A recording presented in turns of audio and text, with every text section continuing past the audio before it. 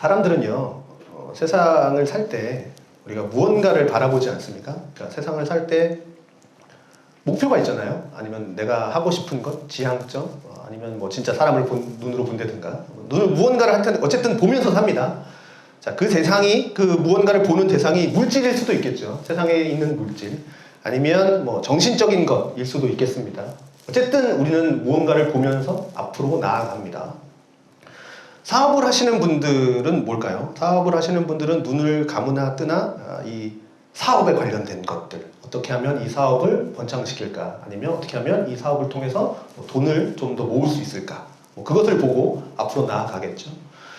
예술을 하시는 분들, 뭐 미술이나 음악이나 어쨌든 뭐 예술을 하시는 분들은 아름다움이라는 것을 이제 추구하는 데에서 아마 눈을 떼지 못할 겁니다. 자나깨나 이제 그 생각을 하겠죠.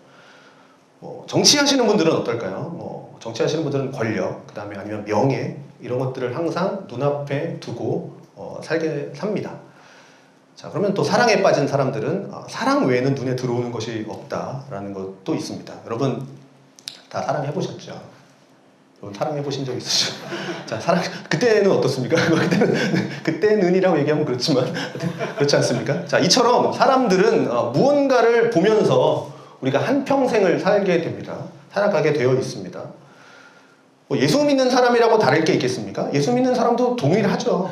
예수 믿는다고 해서 우리가 세상 안 사는 거 아니고요. 예수 믿는다고 해서 나는 이제 세상과 등지고 십자가만 보겠어. 난 수도원에 들어가서 기도원에 들어가서 예수님만 바라보겠어. 그런 분들 아닌 이상 우리도 세상 가운데에서 일반 사람들과 똑같이 우리가 사회에서 생활을 합니다. 우리도 세상에서 해야 할 일들이 있습니다. 교회에서 막 기도만 하면 안 되잖아요.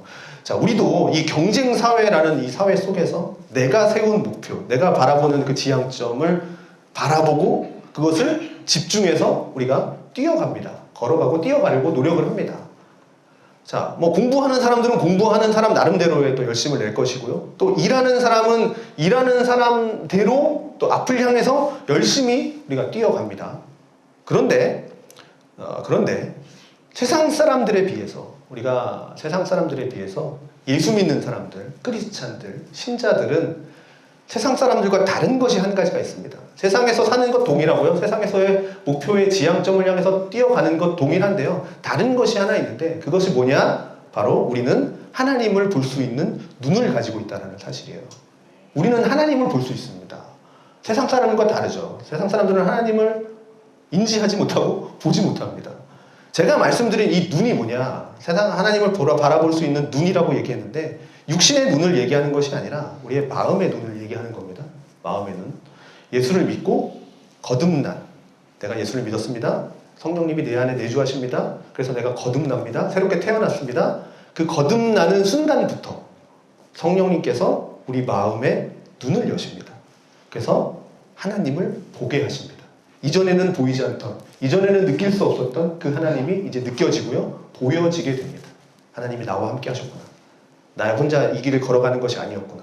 나 혼자 사는 것이 아니었구나. 항상 하나님이 내 옆에 계셨구나를 이제 보게 되는 거죠. 자, 그리스도인들은 이 눈을 가지고 있다는 겁니다. 여러분, 이거 기억하십시오. 이 눈이 있습니다. 이 눈이 있기 때문에 오늘 여러분은 이 자리에 나오신 줄로 믿습니다. 여러분들이 그냥 나온 것 같지만 사실 하나님께서 여러분 가운데 마음을 허락하여 주셨어요. 정말 나오기 싫은 사람은요, 때려 죽여도 안 나옵니다. 안 가! 안 갈 거야! 그러나 여러분, 몇 번 잠을 뒤척이고 나오셨죠? 아니신 분도 있겠지만, 하나님께서 마음을 주신 겁니다. 자, 그런데, 자, 성경에 보니까 이 하나님을 본다. 이 하나님을 본다라고 했을 때, 이 본다 라는 단어와 거의 유사하게 쓰이는 단어가 있는데, 그게 뭐냐면, 안다입니다. 안다. 나가 너를 안다. 하나님을 본다. 같은 단어로 유사하게 쓰입니다. 하나님을 본다. 하나님을 안다. 보는 것은 곧 아는 것이죠. 이 말은 거의 동일한 의미로 쓰이고 있는데요. 예를 들어 보면 에베소서 1장 17절입니다. 자, 우리 주 예수 그리스도의 하나님 누굽니까? 예수 그리스도의 하나님 누굽니까? 아버지 성령 하나님, 성부 하나님이죠. 예수 그리스도의 아버지 하나님, 영광의 아버지께서 지혜와 계시의 영을 너희에게 주사 하나님을 알게 하신답니다. 그리고 너희의 마음의 눈을 밝히신답니다. 밝히셔서 그의 부르심의 소망이 무엇이며 성도 안에서 그 기업의 영광의 풍성함이 무엇이며 그의 힘의 위력으로 역사하심을 따라 믿는 우리에게 베푸신 능력의 지극히 크심이 어떠한 것을 너희로 알게 하시기를 구한다 라고 이 에베소서의 저자 사도 바울은 이 에베소 교회의 성도들에게 이렇게 편지를 보냈습니다. 이렇게 내가 기도하겠다. 지금 사도 바울이 이 에베소서 어디입니까? 옥중서실이죠. 로마의 감옥에 있었습니다. 로마의 감옥, 그 차가운 감옥에서 돌바닥에 엎드려서 지금 이 에베소 교회 성도들을 위해서 아침이고 저녁이고 기도합니다. 그 내용이 바로 뭡니까? 마음의 눈을 열어서 하나님을 알게 해달라라는 것이죠. 자, 에베소 교회 사람들은요, 하나님을 모르는 사람들이 아니에요. 예전부터 하나님을 알고 있었던 사람입니다. 이미 하나님을 아는 사람들입니다. 하나님을 보는 눈이 있었던 사람들입니다. 하나님을 보고 살았습니다. 그럼에도 불구하고 바울은 지금 이렇게 믿음이 좋다라고 얘기하는 이 에베소 사람들에게 하나님을 더 알게 해달라고, 지금도 알고 있지만 하나님을 더 알게 해달라고 그렇게 지금 기도를 하고 있다는 사실이죠. 자, 성도 여러분, 우리에게도 이 기도가 얼마나 동일하게 필요한지 모르겠습니다. 여러분들도 하나님을 알고 계시죠. 그래서 저도 여러분들을 위해서 간절히 바울처럼 기도하는 것이죠. 뭐 여러 가지 기도가 있겠죠. 물질의 복, 뭐 만남의 복, 뭐 재물의 복, 뭐 많은 뭐 복들이 있지만 그것을 위해서도 기도하지만 여러분의 좀 영의 눈이 열려서 하나님을 더 가까이 보게 되기를 간절히 기도합니다.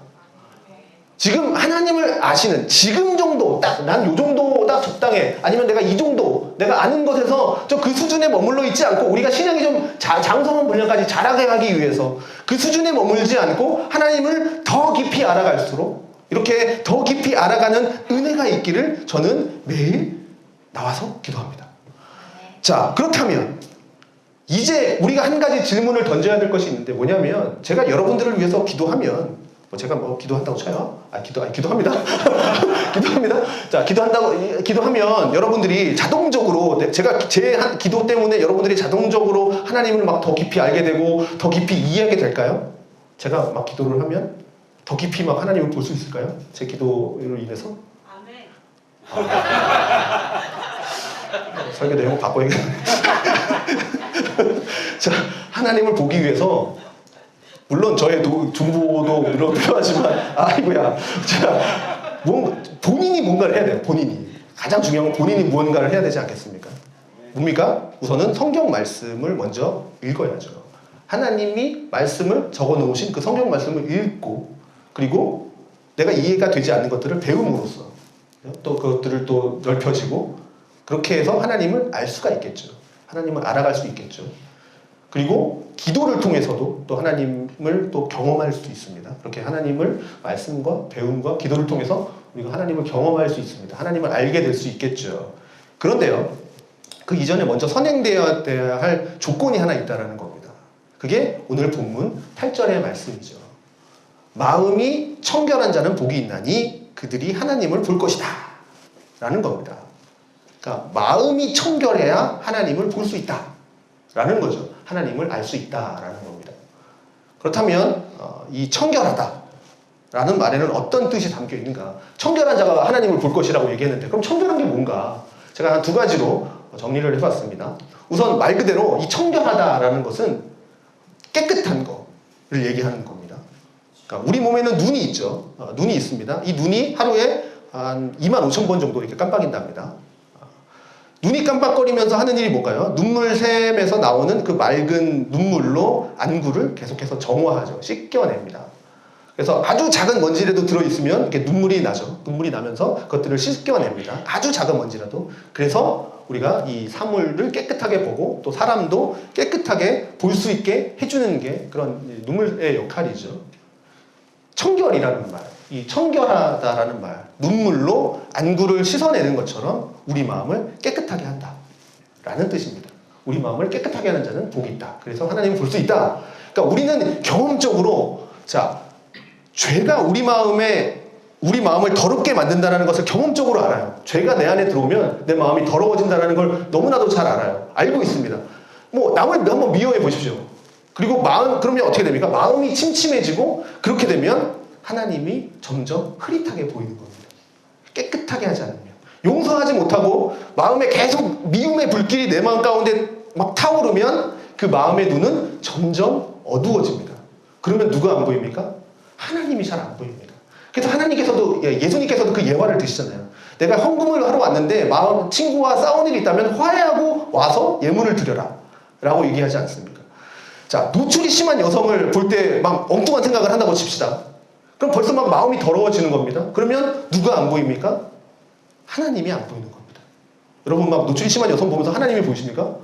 아니죠. 절대 그런 일 없습니다. 자, 아무리 하나님을 알고 있어도, 내가 하나님을 알고 있어도, 시크리스찬이라고 해서 하나님을 알고 있어도 내 마음의 눈이 더러워지면 하나님의 모습이 희미해질 수밖에 없다라는 거예요. 자, 우리 중에 혹시 렌즈 끼시는 분 계십니까? 스마트폰 뭐 장시간 보시는 분 계십니까? 현대인들이 그걸로 인해서 자꾸 망막이 자꾸 상한다는 얘기를 듣습니다. 망막이 상하면 어떻게 됩니까? 모든 사물이 뿌옇게 보이죠. 얼마나 답답합니까? 뿌옇게 보이는 건.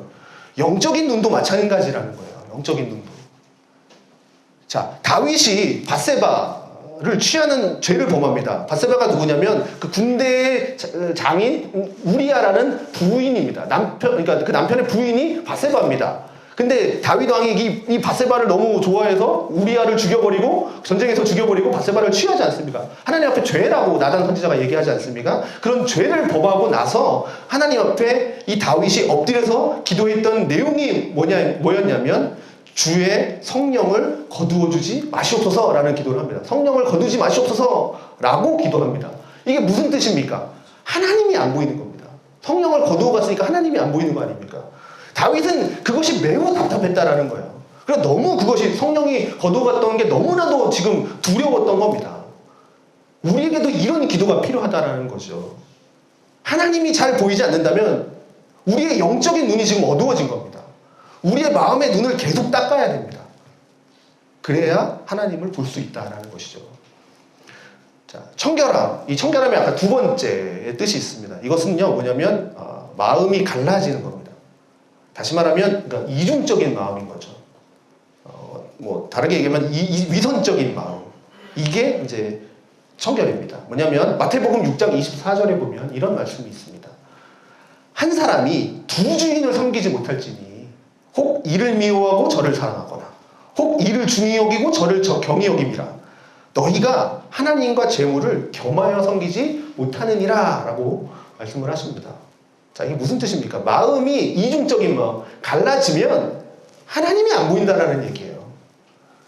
내가 하나님 앞에도 하나님께도 마음을 두었다가 또 필요에 따라서는 세상에 나가서 돈에다가 마음을 주고, 그러면 우리 마음이 하나님과 돈 사이에 갈라질 수밖에 없죠. 자, 구약의 이스라엘이 그랬지 않습니까? 하나님을 한 번도 버린 적이 없습니다. 이 이스라엘 백성들은 뭐냐면 하나님도 섬기고 바알도 섬겼습니다. 여러분은 어떠십니까? 주일날에는 예수님 섬기고 혹시 평일날에는 돈을 섬기고. 여러분은 어떻게 삽니까? 이중적인 마음으로 살고 있지는 않습니까? 그러면 마음이 갈라질 수밖에 없는 거죠. 평일날의 마음과 주일의 마음. 그러면 하나님이 안 보이는 겁니다. 여러분 마음 가운데 눈을 감으나 뜨나 하나님 보기 원하십니까? 그러면 뭐예요? 제일 먼저 해야 될 건 청결해야 합니다. 마음이 갈라지면 안 됩니다. 오늘 성령님께서 우리에게 물으십니다. 네가 하나님을 보고자 하는 그 열망이 있느냐? 네가 오늘 이 11시에 나와서 하나님을 보고자 하는 열망으로 나왔느냐? 하나님을 보고 싶고 하나님께 더 가까이 나아가서 하나님을 알고 싶은 거룩한 소원이 지금 이 예배 가운데 있느냐? 그러면 너의 마음으로부터 그 더러움을 제거하라.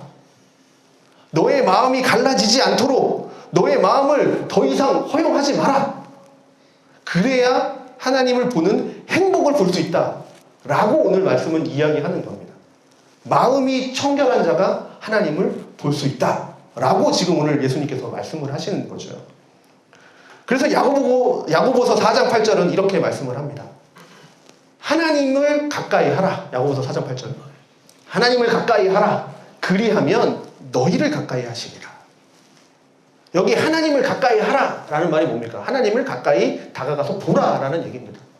하나님과 가까이 있어라. 하나님과 가까이서 보라. 그러면 너희를 가까이 하시리라. 이어서 하나님을 가까이 하기 위해서 다음과 같은 조건이 필요하다고 합니다. 그게 뭡니까? 죄인들아, 손을 깨끗이 씻어라. 그리고 두 마음을 품은 자들아, 마음을 성결하게 하라. 이게 조건입니다. 이것은 우리가 하나님을 보기 원할 때 꼭 해야 할 중요한 사실들입니다. 자, 예수님께서는 이 마음을 청결하게 하는 자는 하나님을 보는 복이 있다라고 했습니다. 자, 그럼 한번 생각해 보십시오. 자, 마음을 청결하게 하는 자는 하나님을 보는 복이 있습니다. 그럼 이 하나님이 누굽니까? 여러분, 하나님, 여러분 한번 생각해 보십시오.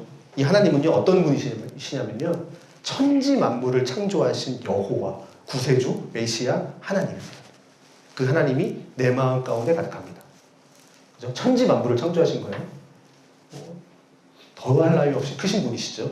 그리고요, 이분은요, 인간의 생사 화복을 주장하시는 그 하나님을 밤이고 낮이고 내가 항상 보면서 삽니다. 하나님을 가까이 하는 거죠. 자, 이분은요, 죽은 자도 살리시고 없는 가운데서도 있게 만드시는 그 전능하신, 못하는 것이 없으신 전능하신 하나님이 항상 내 앞에 계십니다. 나는 그 하나님을 항상 보면서 살아요. 그러면 이처럼 하나님 앞에서 매일매일 하나님과 가까이 보면서 사는 사람이라면 세상 사는데 무엇이 두려울까요? 이 전능하신 하나님이, 천지를 만드신 하나님이, 없는 것도 있게 만드시는 그 하나님이 나를 항상 보고 계시고 내가 항상 그 하나님을 보고 있는데 무엇이 두렵겠습니까? 모든 것의 주관자 되시는 그 하나님이 내 눈을 지금 가득 채우고 있는데 무엇이 불만이겠습니까? 어떻게 좌절하고 어떻게 앉아서 탄식할 수 있겠습니까? 그 하나님이 나와 함께 하시는데. 그러므로 예수님은 지금 하나님을 보는 자가 복이 있다 라고 말씀을 하시는 거예요. 우리가 모두 좀 이런 삶을 살기를 간절히 원합니다. 자, 그런데 이 본다, 안다 라는 말을 조금 잘못해서 오해하시면 안 되는 게 뭐냐면, 우리는 절대로 하나님을 전부 알 수 없습니다. 하나님을 절대 알 수 없어요. 자, 하나님은 엄청나게 광대하신 분입니다. 그래서 우리가 비유를 들 때 이렇게 비유를 듭니다. 맹인이 코끼리를 더듬는 것 같다라고 하나님을 볼 때 그렇게 얘기합니다. 뭐냐면 우리는 만지는 부분만 알 수 있어요. 근데 하나님은 엄청나게 크신 분이죠. 우리는 만지는 것만 하나님인 것을 우리가 볼 수 있다는 겁니다. 자, 뭔 소리냐면 엄청나게 크신 분이기 때문에 우리의 이 작은 머리로는 하나님을 안다? 어떻게 안다? 라고 말할 수가 없는 겁니다. 만약에 우리 자녀가 아빠에 대해서 난 다 알아. 네가 뭘 알아? 그렇게 얘기하겠죠. 네가 뭘 알아? 근데 그 아이가 아는 정도 수준에서의 아빠를 아는 거죠. 우리도 그 정도를 아는 겁니다. 아무리 믿음이 좋아도 하나님을 온전하게 보는 사람, 온전하게 아는 사람은 없습니다. 없어요. 자, 그래서 성경에 되게 재밌는 얘기가 있잖아요. 하루는 모세가 당돌하게 하나님 앞에 얘기하지 않습니까? 하나님, 나 저 하나님 보고 싶어요. 하나님 보게 해주세요. 라고 당돌하게 기도합니다. 때를 쓰면서 막 기도합니다. 그래서 하나님께서 뭐라 그럽니까? 그래? 그러면 내가 네 요구를 들어줄게. 그런데 네 육신의 눈으로 나를 보면 너는 살지 못해. 그러나 내가 너의 요구를 들어줄게. 그래서 말씀을 하시고 모세 앞을 지나가십니다. 그런데 모세 앞을 지나갈 때 손으로 모세를 잠깐 덮었다가 놓았다라고 했습니다. 자, 그때 모세는 어떻게 합니까? 하나님의 등만 살짝 봤다 라고 이야기하고 있습니다. 참 재밌는 표현이죠. 등만 살짝 봤다. 자, 우리도 마찬가지라는 겁니다. 자, 우리도 하나님을 알고요, 하나님을 본다라고 말하지만 사실은 살짝 본 거예요. 하나님의 그 크신 하나님의 그 부분, 어느 한 부분만 살짝 본 겁니다. 맛만 본 겁니다. 자, 하나님 모습 중에서 지극히 일부만 경험을 하게 되는 거죠. 자, 더 쉽게 말씀드릴까요? 뭐냐면 내가 처한 형편에 따라서 나에게 정말 은혜가 되는 그 하나님의 일부분만을 우리는 경험하게 됩니다. 그 많은 하나님 중에서 내가 지금 경험하게 되는, 나의 처지에 따라서, 환경에 따라서 경험하는 그 하나님만 우리가 좀 살짝 맛보게 됩니다. 자, 다윗의 예를 한번 들어볼게요. 다윗은요, 왕이 되기 전까지 어떤 일을 했습니까? 거의 20년 동안 이 사울 왕에게 쫓겨다녔습니다. 죽음의 위기까지 막 됐죠. 그래서 어느 때는 막 미친 채 하기도 하고, 어느 왕 앞에 가서는 아비멜렉 앞에서 막 미친 채 하면서 거기서 빠져나오기도 하고, 그렇게 엄청 쫓겨다녔습니다. 왕이 된 후에는 어땠을까요? 다윗은요, 전쟁이 다윗을 떠난 적이 없었습니다. 전쟁이 다윗을 떠날 일이 거의 없었습니다. 거의 뭐 일생 동안 이 다윗은 궁핍과 위험 가운데 살았습니다. 노년에는 어땠습니까? 아들 압살롬에게도 쫓겨다녔지 않습니까? 거의 일생을 그렇게 살았습니다. 그렇게 쉼이 없는 그의 삶이었습니다. 늘 어디로 갈지 몰라서 하는 그런 답답한 삶이 이 다윗의 삶이었습니다. 그랬기에 이 다윗은 말년에 하나님에 대해서 어떻게 묘사를 하는가. 시편 23편에 잠깐 보이죠. 여호와는 나의 목자시다. 그래서 내가 부족함이 없다. 라고 자신의 형편이 그렇게 살았기 때문에 하나님을 지금 목자로 표현하고 있습니다. 내가 그렇게 힘든 거 어렵지만 하나님이 나의 목자가 되셔서 나를 인도하셨다. 그렇게 표현한 거죠. 하나님의 작은 부분을 표현했습니다. 여러분, 저 같은 경우는 어떤 하나님의 모습을 날마다 보면서 살 것 같습니까? 저 같은 경우. 글쎄요. 뭐 사랑의 하나님도 있고요. 좋고요. 저는 전능하신 하나님도 좋고요. 다 좋습니다. 하나님 다 좋습니다. 네, 그런데 이제 저에게 다가오시는 하나님은요. 저를 불쌍히 여기시는 하나님이 저에겐 다가오십니다. 제 자신을 볼 때마다 정말 연약한 저의 모습을 발견하게 됩니다. 그래서 마음이 다칠 것을 두려워해서 시도 조작 못하는 제 마음, 사람들의 말에 상처받는 내 모습, 그것들을 보고 또 그것밖에 하지 못하는 나 자신을 막 한탄하는 정말 연약한 내 모습들을 좀 발견하게 됩니다. 그런데요, 하나님께서는요, 한 번도 저를 꾸짖지 않으시더라고요. 그래서 잘못하는 것이 있어도 괜찮아 하시고요. 웃으시네요. 감사합니다. 웃으시네요. 감사합니다. 자, 잘못하신 것이 있어도 하나님께서는 저에게 괜찮아 다 이러시고요. 또 실수를 해도 하나님은 그럴 수도 있지 뭐. 이러면서 좀 등을 두드려 주시는 그 하나님. 연약한 것이 있을 때 나의 부족한 것을 가져다가 나의 이 두렵돈이었지만 그것을 가져다가 채워주시는 그 하나님. 오래오래 참으시면서 항상 불쌍히 여기시는 그 하나님이 저는 제 눈에 가득합니다. 그 하나님이 제 눈에는 가득합니다. 제 형편이 그렇기 때문에, 제 상황이 그렇기 때문에 제 하나님이 제 눈에는 또 그렇게 보이는 것입니다. 그 길부만 보는 거죠. 성도 여러분, 여러분은 어떤 하나님을 보고 계십니까? 여러분에게 있어서 날마다 어떤 하나님을 보면서 살아가고 계십니까? 어떤 하나님을 보기를 원하십니까? 자, 이 시간 각자 좀 자신에게 좀 물어보시기를 바라겠습니다. 나에게는 하나님께서 어떠한 모습으로 지금 다가오시는가? 여러분, 그 하나님이 눈에 보입니까? 다윗처럼 눈을 감으나 뜨나 그 하나님과 떼어놓을 수 없는 그 하루를 살고 계십니까? 위대한 설교자 스펄전 목사님께서 이런 말씀을 하셨습니다. 그리스도를 묵상하는 것에는 모든 상처와 슬픔을 치료하는 치료제가 있습니다. 여호와를 묵상하는 것에는 이 상처를 치료하는 치료제가 있답니다. 여러분의 슬픔을 잊고자 합니까? 여러분의 염려를 잊고 싶습니까? 그렇다면 하나님을 보고 깊은 바다 가운데 깊이 빠져보십시오. 하나님의 광대하심에 몰두해 보십시오. 그러면 여러분은 편히 쉬다가 나오는 사람처럼 기운이 나고 생기가 돌 것입니다. 하나님을 열심히 묵상하는 것보다 내 영혼에 위로를 주는 것을 나는 알지 못합니다. 하나님을 열심히 묵상하는 것보다 나의 슬픔과 비탄에 굽이치는 파도를 진정시키며 시련의 바람들을 평온하게 해주는 것을 나는 알지 못합니다. 자, 힘들 때요, 여러분은 어떻게 그 힘듦을 극복하십니까? 제가 하나 추천드릴 수 있는 방법은 찬양해 보십시오. 찬양. 주님의 광대하심과 주님의 위대하심을 한번 찬양해 보십시오. 힘이 납니다. 정말요. 경험해 보십시오. 내가 정말 기도는 내가 할 줄 몰라. 예를 들어, 내가 기도는 어떻게 하는지 모르겠어. 그러면 찬양해 보십시오. 찬양. 내가 찬양하는 것도 내가 음치해서 못해? 찬양 틀어놓으십시오. 찬양을 집에 찬양의 향기를 집에 가득 소리로 울려보십시오. 힘이 날 겁니다. 세상 가요 틀어놓는 것보다 훨씬 날 겁니다. 여러분 경험해 보십시오. 한번 일주일 동안 찬양을 한번 내 삶 가운데 한번 틀어보십시오. 정말 힘이 날 겁니다. 자, 하나님을 열심히 묵상하십시오. 자, 쉽게 말하면 하나님을 더 알고 하나님을 더 가까이 보는 사람의 마음에는 참된 만족과 쉼이 있다라는 말입니다. 여러분, 무엇이 건강한 믿음 생활입니까? 여러분 어떻게 하면 건강한 믿음 생활 하는 겁니까? 주일날 11시에 매주 빠지지 않고 나오면 건강한 믿음 생활입니까? 헌금 많이 하면 건강한 믿음 생활입니까? 거룩하신 하나님을 보고자 하는 갈망이 있는 생활이 건강한 믿음 생활입니다. 우리가 왜 창조됐습니까? 여러분, 우리가 왜 사람을 왜 만드셨을까요? 하나님께서 왜 창조됐습니까? 하나님을 알기 위해서입니다. 나를 알아다오. 우리가 왜 살고 있습니까? 하나님을 알기 위해서입니다. 영원한 생명, 영생이 뭡니까? 하나님을 아는 겁니다. 한 번뿐인 인생, 우리가 지금 이 땅 가운데에서 한 번뿐인 인생을 가치 있게 만들려면 우리가 어떻게 해야 되겠습니까? 거기에 부응하는 목표대로 살아야겠죠. 그 목표가 뭡니까? 하나님을 아는 겁니다. 이 세상에서 하나님을 더 잘 알고 날마다 더 하나님을 가까이 하는 것보다 더 가치 있고 더 매력적인 목표는 없습니다. 그러므로 여러분, 겸허하게 우리 자신을 좀 돌아봅시다.